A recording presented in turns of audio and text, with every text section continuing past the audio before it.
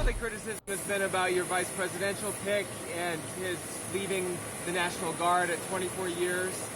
Vance said that he deserted his own troops or his own colleagues. What's your take on that? Listen, I praise anyone who has presented themselves to serve our country. And I think that we all should.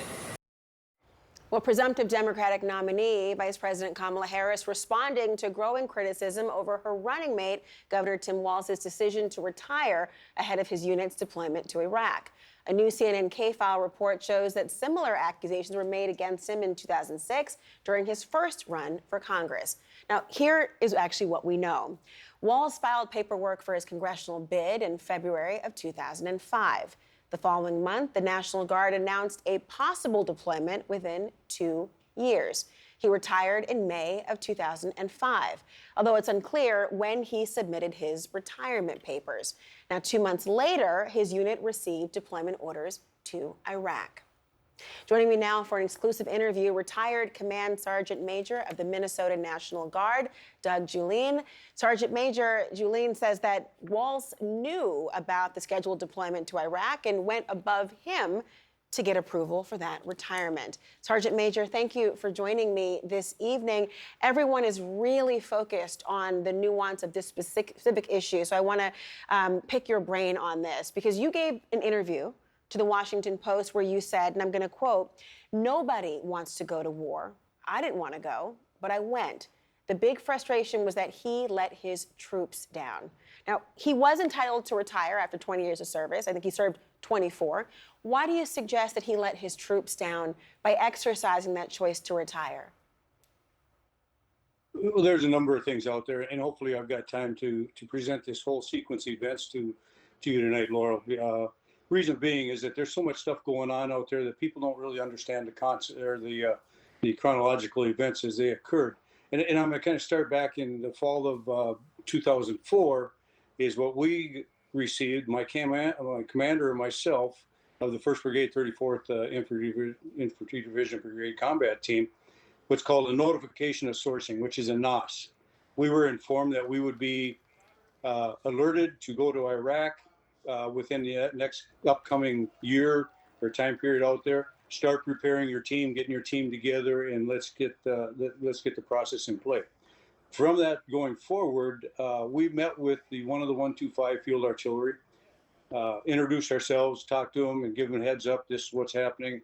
We don't know the full particulars, but we will get to it. In approximately February of 2005, my boss, my commander, Colonel, and the command team, we scheduled a meeting at Camp Ripley, Minnesota for getting everybody together so all the battalion sergeant majors, the battalion commanders, and the staff would get to see each other and kind of start the team building event in that concept there.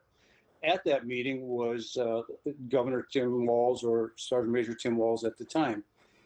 When we had the meeting and it was over with, he asked to speak with me, and we sat down and spoke one-on-one, and that's where he informed me. He says, "Just to let you know, I have put a bid in for Congress. I have not been selected yet. I have not been nominated yet, but I just want to let you know." Okay, he gave me a warning order, which we call a warning order out there. Mm-hmm. The following month, and it was March of 2005, or it could have been April, give or take a month right in there. Yeah, sure. We had another meeting at Camp Ripley. At that time, Tim Walz was there. We had our meeting. Everybody was talking about who, what, when, and where, and what we were going to be doing, what our mission was coming up to be, how we were going to handle it, and how we need to build the team. Again, this whole time period, we're doing what's called building a team to go forward to Iraq. After the meeting, Tim Walz came in and sat down to me because I had talked to him before and said, I need to know what his answer is at that time. He came in, we sat and talked. He told me, he says, I have not been nominated. I am going forward with the battalion. I said, good, let's go. We got the team built. We're starting to build the team out there. A month lapsed, or a little bit more lapsed. And in June, we went to Camp Ripley for our meeting again. And I walked into the team, the meeting hall, and Tom Behrens was there. And I asked Tom what he was doing there. And that's when he informed me that he had quit. The issue that came out of this was, first of all, how did Tim Walz quit without discussing with me? Because I was his next Well, level excuse of me, leadership you're or using the word responsibility quit. I don't want to or cut you off, sir, but supervisory.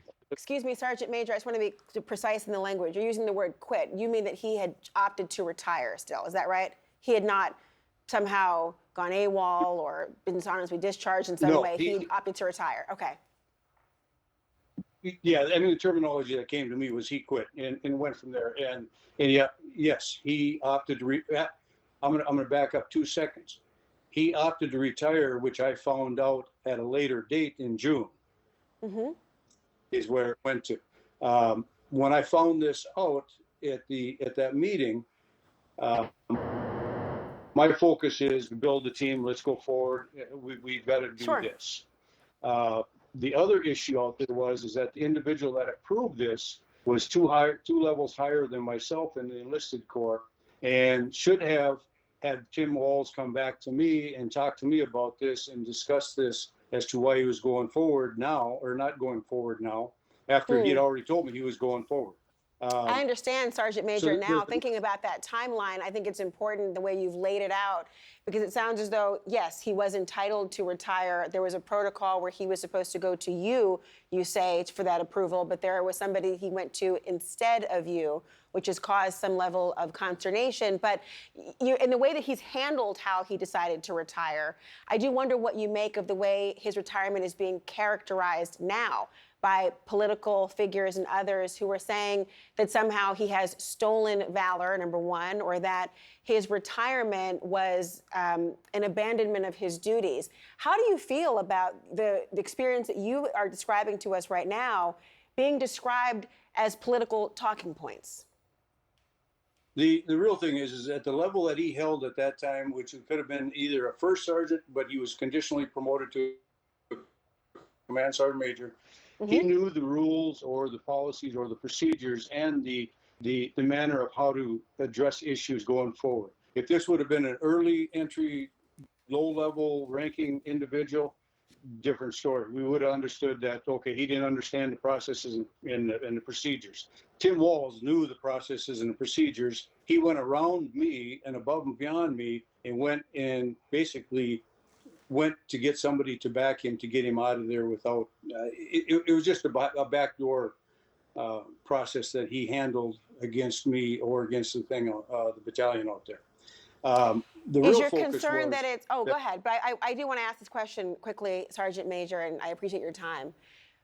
But is your concern about the manner in which he did not speak to you, or his decision to retire, which he, as we've talked about, he would have been entitled to do? Which causes the most concern? Because that is the focus that so many people are wondering about, whether he has done something wrong in service or done something personally to offend you.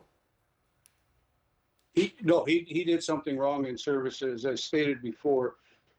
He knew the policies and procedures and how we go to leadership and address issues or discuss issues and concerns out there. Again, backing up, he had told me, no, I'm going forward. We're going to go with the battalion and go from there. So I'm under the believing, he told me he was going forward. I'm underneath that believing that he's going forward. He went around me, which he should have addressed it with me so we could help do some things out there. Sergeant Major, this was really... Excuse me, I don't want to cut you off, sir. Finish your point, please, Sergeant Major. He went around me, and the fact is that there's possibility he probably realized I would have probably no, it's too late, you're going forward, because we had already received our notification of sourcing. And there's one other little point out there that people say, well, he hadn't been notified yet.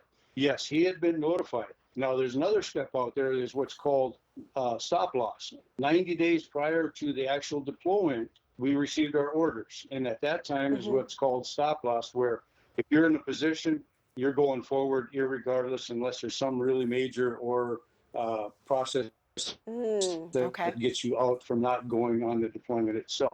So there's that window of opportunity. And if people say we never knew he was going forward, yeah, he knew he was going forward. Had he gotten his orders yet? No, at that time he had not.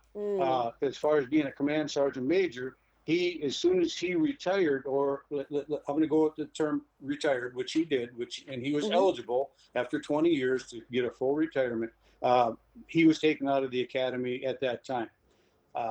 Here's another thing about. Well, if Sergeant he Major, I do want to would hear have that. stayed- I do want to hear what you have to say, Sergeant Major. I know I want to be sensitive of your time, and your audio is beginning to break up just a little bit. But I do want to thank you because I think you've clarified a lot for people and given more information. The question now is how the voters will evaluate it. Sergeant Major Doug Julian, thank you so much.